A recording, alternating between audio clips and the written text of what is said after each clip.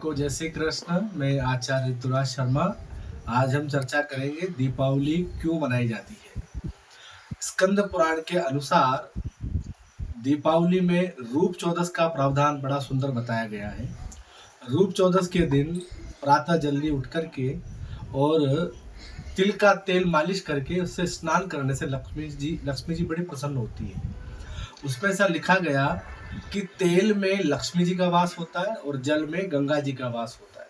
तो इस दिन स्नान करते समय अपामार्ग को लेकर के 3 बार ऐसे ऊपर घुमाने से, जिसको हम चिड़चिड़ा भी कहते हैं, उससे पापों का नाश होता है। तो इस प्रकार स्नान करना चाहिए और फिर अपने धार्मिक कर्म करना चाहिए।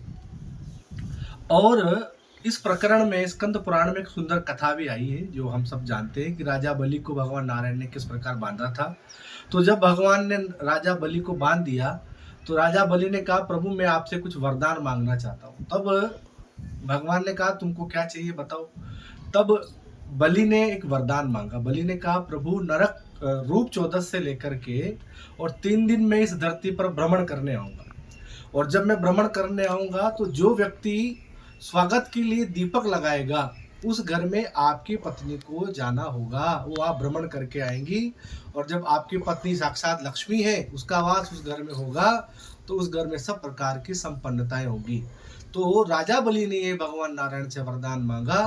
तो रूप चौदस के दिन से राजा बलि इस पृथ्वी पर भ्रमण करने आते हैं, और जो व्यक्ति दीपक लगा करके उनका स्वागत करता है उससे लक्ष्मी जी बड़ी प्रसन्न होती है और उस घर में लक्ष्मी जी का वास होता है। इसीलिए दीपावली के दिन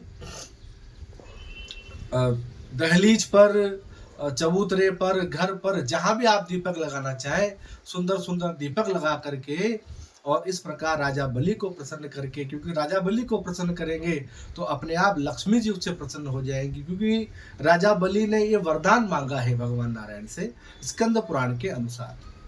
अब दूसरी बात हम चर्चा करें। लोग सोचते हैं कि पटाखे क्यों चलाना चाहिए, इसका वर्णन है कि नहीं है। तो शास्त्रों में ऐसा वर्णन है कि दीपावली के दिन पितरों की पूजा होती है। तो जब पितरों की पूजा हो जाती है तो सायंकाल में पितरों का मार्गदर्शन करने के लिए उल्कापात किया जाता है।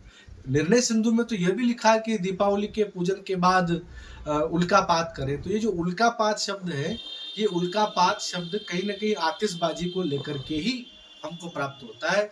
तो आतिशबाजी का विधान है, जरूर कुछ परिवर्तन बदला है, कुछ रूप बदला है, कुछ आकार बदला है, लेकिन आतिशबाजी का वर्णन उल्कापात के रूप में निर्णय सिंधु आदि में हमको प्राप्त होता है। अब लक्ष्मी पूजन को लेकर के कुछ मन में प्रश्न है।